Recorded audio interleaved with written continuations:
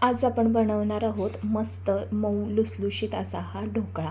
आणि याच्यावरती जी आपण फोडणी दिलेली आहे ना, ती जी मोहरी, तडतडणारी मोहरी, खमंग अशी मोहरी, मस्त मिरची आणि जिऱ्याची जी फोडणी दिलेली आहे ना, तो जो तडका आहे ना, त्यांना ना या ढोकळ्याचा स्वाद ना एकदम मस्त झालेला आहे.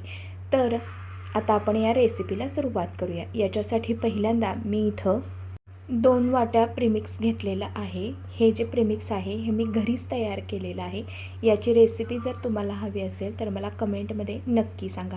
त्या 2 वाट्या कोणत्या ते आता मी तुम्हाला पुढे दाखवत आहे. हा अशा टाईपचा जो कुंडा आहे ना, तर ह्या कुंड्याने मी 2 कुंडे इथं प्रीमिक्स घेतलेलं आहे.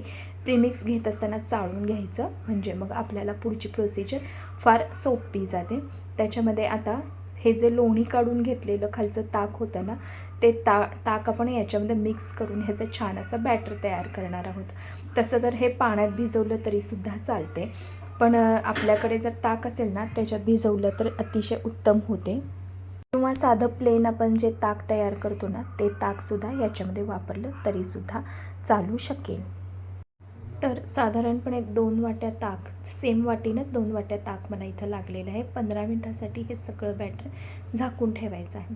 आता याच्यामध्ये मी अर्धा गड्डी लसूण आणि आलं मिक्सरवरून बारीक करून घेतलेलं आहे. हे नक्की घाला, ह्यानं ना टेस्ट खूप छान येते ढोकळ्याला. आणि थोडीशी कोथिंबीर घातलेली आहे. परत एकदा हे जे मिश्रण आहे ना, हे आपण छान असं मिक्स करून घेणार आहे. फेटून घ्यायचं नाही, जस्ट नुसतं मिक्स करून घ्यायचं आहे. याच्यामध्ये चवीनुसार मीठ घालून घ्यायचं आहे. त्याचबरोबर याच्यामध्ये थोडीशी साखर घालायची, थोडीशीच घालायची, कारण आपण नंतर परत याच्यामध्ये अजून साखर ॲड करणार आहोत. ती कशी करायची हे पण तुम्हाला मी नंतर दाखवणार आहे.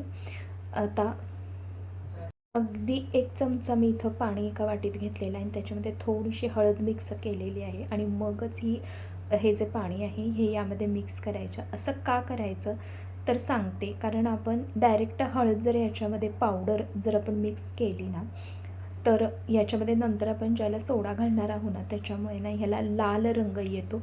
तो येऊ नये याच्यासाठी म्हणून आपण याच्यामध्ये पाण्यामध्ये हळद मिक्स करून वापरणार आहोत. आणि आता याच्यामध्ये ना 1 इनोचं पाकीट याच्यामध्ये सगळं मी मिक्स करून घेतलेलं आहे. आणि आता पाहू शकता तुम्ही की आपलं जे मिश्रण आहे ते किती हलकं व्हायला चालू झालेलं आहे. ही प्रोसिजर होती आहे तोपर्यंत मी एका साईडला आधीच पहिल्यांदा इडलीचा जो कुकर होता त्याच्यामध्ये पाणी घालून गरम करायला ठेवलं होतं, जेणेकरून आपल्याला वेळ लागणार नाही. ही जी प्रोसिजर आहे ना, ह्याच्यापुढं पटपट आपण सगळी प्रोसिजर करून घ्यायची. याच्यामध्ये सोडा घातल्यानंतर परत आपण हे जे बॅटर आहे ना, ते एका प्लेटमध्ये काढून घेणार आहे. त्या प्लेटला मी पहिल्यांदा इथं तेल लावून घेतलेलं आहे आणि मग आपण त्याच्यामध्ये हे मिश्रण ओतून घेणार आहोत. आणि इकडे एका साईडला मी इथं भांडं आहे, इडलीचा जो कुकर आहे ना, तो गरम करायला ठेवलेला आहे. 2 ठिकाणी मी हे लावणार आहे, 2 मिश्रण माझं. आणि दुसऱ्या गॅसवरती ना मी परत एकदा दुसऱ्या प्लेटमध्ये उरलेलं मिश्रण घालून ते पण उकळून घेणार आहे. हे साधारणपणे आपल्याला 15 ते 20 मिनटं हे असं उकळून घ्यायचं आहे, म्हणजे छान अशी वाफ तयार होते. तोपर्यंत आपण एक कढलं गरम करून घेणार आहे. त्याच्यामध्ये थोडंसं तेल घ्यायचं आहे. त्याच्यामध्ये आपण थोडीशी मोहरी छान तडतडू द्यायची. तडतडल्यानंतर त्याच्यामध्ये आपण जिरे घालणार आहोत.